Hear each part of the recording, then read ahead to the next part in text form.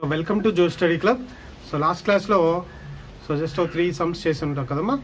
ఇప్పుడు ఇంకా మరించి మంచి క్వశ్చన్స్లో వస్తున్నాం. సో చూడండి, నెక్స్ట్ స్టేట్మెంట్ రాసుకోండి. నెక్స్ట్ స్టేట్మెంట్,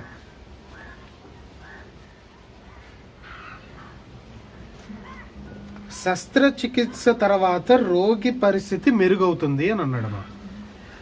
రైటా? సో ఆపరేషన్ అంటారు కదా, శస్త్రచికిత్స తర్వాత రోగి పరిస్థితి మెరుగవుతుంది.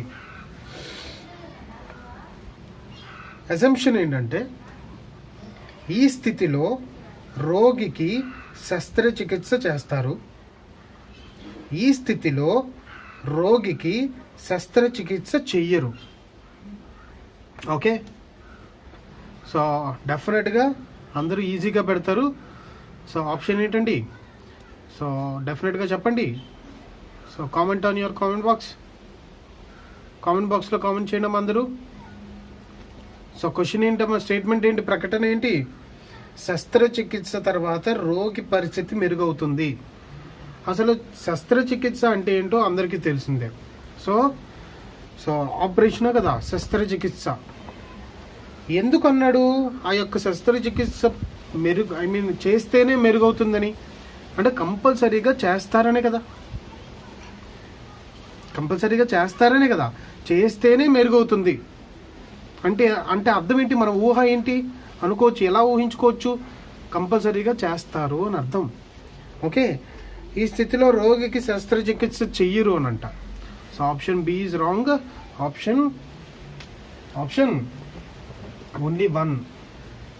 Only one is true. Okay, next question అండి.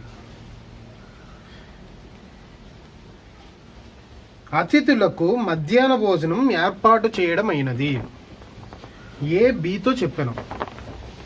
సో చూడండి, స్టేట్మెంట్ ఏంటమ్మా? స్టేట్మెంట్ ఏంటి? అతిథులకు మధ్యాహ్న భోజనం ఏర్పాటు చేయడం అయినది. ఏ బితో చెప్పాను. సో ఏ పర్సన్ అనేవాడు బితో ఇలా అన్నాడంట. ఏమన్నాడు? సో అతిథులకు భోజనం ఏర్పాటు చేయడం జరిగింది. Okay, guests are invited to lunch అని చెప్పేసి, రైట్?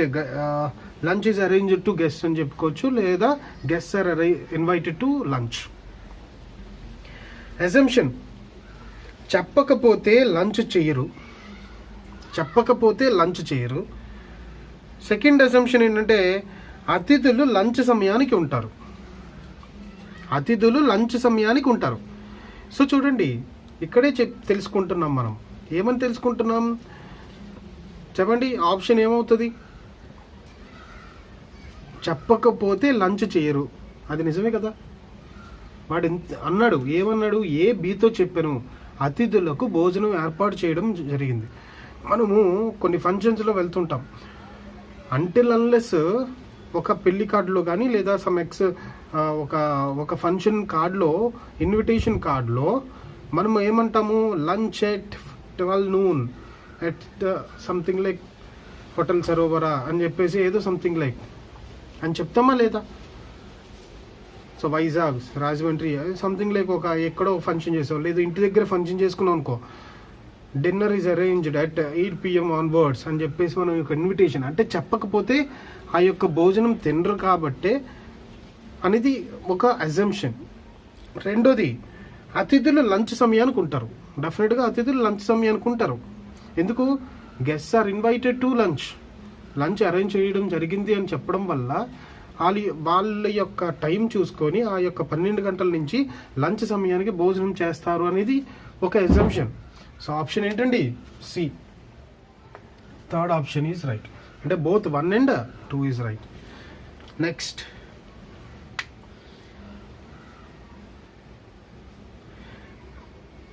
ఓకే, క్లాస్ రూమ్లోకి ప్రవేశించక ముందర ఈ నోటిఫికేషన్ చదువు. ఈ నోటీస్, క్లాస్ రూమ్లో ప్రవేశించక ముందర ఈ నోటీసు చదువు అని అన్నాడు. సో డెఫినెట్గా మనము రీసెంట్ ఏదైనా మంచి మంచి ఢిల్లీ పబ్లిక్ స్కూల్ ఇలాంటి వాటికి వెళ్ళామనుకోండి, సో డెఫినెట్గా నోటీస్ బోర్డులో నోటీసెస్ ఉంటాయి. పలానా క్లాస్ రూమ్లో ఇలా చేయాలి, ఇలా చేయకూడదు. ఫర్ ఎగ్జాంపుల్ డిజిటల్ క్లాసెస్ ఉన్నాయనుకోండి, ఒక ల్యాప్టాప్ క్లాసెస్ ఉన్నాయనుకో, డోంట్ టచ్ ఇర్రెలవెంట్ థింగ్స్ అని చెప్పి నోటీసులో రాస్తాడు. లేదు డోంట్ టచ్ ఇర్రెలవెంట్ బటన్స్ అని చెప్పేసి రాస్తాడు. లేదు so handle that instruments smoothly అని అంటాడు. అంటే రఫ్ అండ్ టఫ్గా వాడకుండా కొంచెం స్మూత్గా వాడండి అని చెప్పి నోటీసెస్లు ఉంటాయి. పలానా క్లాస్లో పలానా ఇలానే బిహేవ్ చేయాలని చెప్పి నోటీసెస్ ఉంటాయి. డోంట్ యూజ్ సెల్ ఫోన్స్ అని చెప్పి ఆల్రెడీ మనం చెప్పుకున్నాం ఇందాక, ఇన్ క్లాస్ రూమ్ అని చెప్పి నోటీసెస్ ఉంటాయి. అంటే క్లాసులో ప్రవేశించక ముందు నోటీస్ చదువు అని చెప్పేసి స్టేట్మెంట్ అండి. ఇక్కడ అజంప్షన్ ఏంటంటే గుడ్డివారెవరూ ఈ క్లాసులోకి రాలేరు. గుడ్డివారెవరూ ఈ క్లాసులోకి రాలేరు. First assumption. సెకండ్, ప్రజలు అక్షరాస్యులు. ప్రజలు అక్షరాస్యులు అంటే ప్రజలు అనంటే ఇన్ ద సెన్స్ ఇక్కడ పీపుల్ అనమాట. పీపుల్ అంటే so simply class room students. So pupil చూడండి, ప్యూపుల్కి తేడా ఉంది. పీపుల్ అనొచ్చు, ప్యూపుల్ అంటారు. పీపుల్ అనగానే ప్రజలు, ప్యూపుల్ అంటే స్టూడెంట్స్. సో చాలా ఇంపార్టెంట్ అండి, అందరికీ తెలిసిందే. ప్యూపుల్ అంటే ఏంటి అర్థం?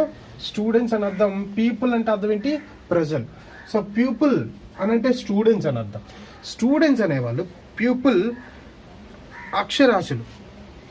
ప్యూపుల్ అక్షరాస్యులు అంటే స్టూడెంట్స్ అనేవాళ్ళు అక్షరాస్యులు. అక్షరాస్యులు అంటే ఏంటి? చదువు వచ్చిన వాళ్ళు. సో చదువు వచ్చిన వాళ్ళే ఆ యొక్క నోటీస్ బోర్డుని చదవగలరు, అందులో డౌట్ లేదు. సో అదొక అజంప్షన్, అదొక ఊహానం, పక్కన పెట్టు. సెకండ్ది, గుడ్డివారు ఎవరు ఈ క్లాస్ రూమ్లోకి అటెండ్ అవ్వరు. అంతే కదమ్మా, అది ఒక అజంప్షనా కాదా? Yes or no? ఇక్కడ గుడ్డివారితో సంబంధం ఏంటి సార్ అని అడగకూడదు. ఇదేంటంటే వాదన అయితే పర్ఫెక్ట్ కాదు. వాదనకి ఊహనంకి చాలా తేడా ఉంది. వాదన అంటే ఏంటి? A strong argument, a strong logically to be true. ఇక్కడేంటి? Maybe logically be true. So అజంప్షన్కి వాదనకి డిఫరెన్స్ ఏంటంటే, అజంప్షన్ అంటే ఏంటి? ఊహానం అంటే ఏంటి? Maybe logically true. సో విశ్లేషణాత్మకంగా రైట్ అవ్వచ్చు, it tends to be right. Okay, అదే ఒకవేళ వాదనకి ఏంటి అర్థం? వాదన అంటే ఏంటి? Strongly it is true. ఓకేనమ్మా, ఖచ్చితంగా అది కరెక్ట్ అవ్వాలి. సో దాన్ని వాదన అంటారు. ఇక్కడ గుడ్డివారు ఈ యొక్క క్లాస్ రూమ్లోకి రాలేరు. అంటే బ్లైండ్ పీపుల్ అనేవాళ్ళు ఈ యొక్క క్లాస్ రూమ్లోకి రారు అని చెప్పేసి అది ఒక అజంప్షన్గా తీసుకోవచ్చు. కాబట్టి so option is 3. So both 1 and 2 is right answer. Okay, next question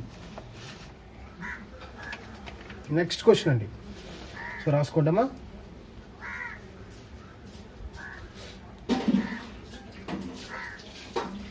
రాజు గనుక సూచించిన నియమాలు అన్నీ చదివినట్లయితే వాటి ఆధారంగా తనని కార్యక్రమాలు చేయనివ్వండి.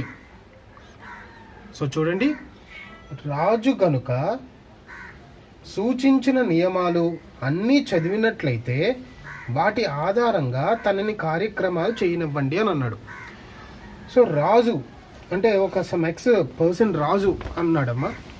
ఆ రాజుకి వాళ్ళు ఆ యొక్క స్టేట్మెంట్ ఏంటంటే, సూచించినట్లవన్నీ జాగ్రత్తగా చదివినట్లయితే తను అనుకునే కార్యక్రమాలు చేయనివ్వండి అని చెప్పేసి ఒక పర్మిషన్ గ్రాంట్ చేశారు. పర్మిషన్ అనేది గ్రాంట్ చేశారు. ఏమని? ఆ రాజు అనేవాడికి ఇచ్చిన ఇన్స్ట్రక్షన్స్ ఇచ్చిన నియమాలను కానీ చదివినట్లయితే, అంటే ఇచ్చిన ఇన్స్ట్రక్షన్స్ కానీ పర్ఫెక్ట్గా చదివి దాన్ని ఒప్పుకొని తన కార్యక్రమాలు చేయనివ్వగలిగితే, చేయాలనుకుంటే చేయనివ్వండి అని చెప్పేసి ఒక ఇన్స్ట్రక్షన్ ఇచ్చాడండి. So definitely it is a general statement. Assumption ఏమనుకోవచ్చు, రాజు ఆ నియమాలను అర్థం చేసుకుంటాడు. ఓకే, ఫస్ట్ వన్, రాజు కార్యక్రమాలు నిర్వహించగల సమర్థులు. ఒక విషయం అండి, డెఫినెట్గా ఆ యొక్క నియమాల్ని అర్థం చేసుకుంటాడు కాబట్టే ఆ యొక్క నియమాలను బట్టి వాళ్ళ తాలూకా కార్యక్రమాలు చెయ్యాలనుకుంటే ఓకే ఇవ్వండి అని చెప్పేసి ఒక ఇన్స్ట్రక్షన్ ఇచ్చేశాడు. అవునా కాదా? అంటే ఫస్ట్ ఊహానం కరెక్ట్ అని క్లియర్గా తెలుస్తుంది. ఎందుకు తెలుస్తుంది? ఇచ్చిన నియమాలు అర్థం చేసుకుంటాడు కాబట్టి, ఇచ్చిన ఇన్స్ట్రక్షన్స్ బట్టి వాడు నడుచుకుంటాడు కాబట్టి అలా ఇవ్వడం జరిగింది అని చెప్పి ఇన్స్ట్రక్షన్ ఇచ్చాడు, ఇవ్వాలి అని చెప్పి ఇన్స్ట్రక్షన్ ఇచ్చాడు.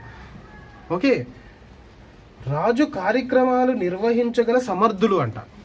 ఇక్కడ సమర్థత కోసం మాట్లాడలేదు కదా. ఒకవేళ సమర్థులు అయినప్పటికీ నియమాలు అర్థం చేసుకోకుండా వాళ్ళ పనులు వాళ్ళు చేయలేరు కదా. అసలు స్టేట్మెంట్ ఏంటంటే, నియమాలు అర్థం చేసుకున్నట్లయితే, అంటే నియమాలు చదివినట్లయితే తన కార్యక్రమాలు చేసుకోనివ్వండి అని చెప్పేసి ఒక ఇన్స్ట్రక్షన్. అర్థం చేసుకుంటాడు అనే ఒక అజంప్షన్, అది పర్ఫెక్ట్గా తెలుస్తుంది. ఈ సెకండ్ ఎగ్జాంపుల్లో, సెకండ్ ఊహానాల్లో రాజు కార్యక్రమాలు నిర్వహించగల సమర్థులు. చదివినట్లయితేనే తన కార్యక్రమాలు చేయనివ్వండి అని అర్థం. మరి నిజంగా సమర్థులైతే ఇంకా చదివేయడం ఏంటి, ఇంకా ఇన్స్ట్రక్షన్ ఇవ్వాలా? మరి చూడండి ఒకసారి, కాన్సెప్ట్ అర్థమవుతుందా మీకు? ఇక్కడ ఎంత లాజికల్గా ఆలోచించాలి చూడండి. ఓకే, సమర్థుడే పక్కన పెట్టండి. సమర్థుడు అనేది ఇంపార్టెంట్ కాదు ఇక్కడ. ఊహానం సమర్థత గురించి కాదు. నిజంగా ఒకవేళ వాడు చేయగలిగితే డెఫినెట్గా ఆడికే ఇచ్చిద్దురు కదా. ఇంకా వాళ్ళ సమర్థత కోసం ఆలోచించాల్సిన అవసరం ఏంటి? ఇంకా డెఫినెట్గా మళ్ళీ ఇన్స్ట్రక్షన్ ఇవ్వడం ఏంటి? చదివి తన నియమాల్ని అర్థం చేసుకొనింటేనే తన కార్యక్రమాలు చేయనివ్వండి అని చెప్పేయడం ఏంటి? మరి సమర్థులు అందరికీ ఇచ్చేయాలి కదా. రాజు నిజంగా సమర్థుడైతే అవేవి నియమాలు ఏమీ పెట్టకుండా మీరు చేయండి అని చెప్పేసి అనియాల.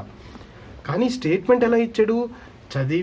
నియమాలను చదివి అర్థం చేసుకున్నట్లయితేనే తన కార్యక్రమాలు చేసుకొనివ్వండి అని చెప్పన్నాడు.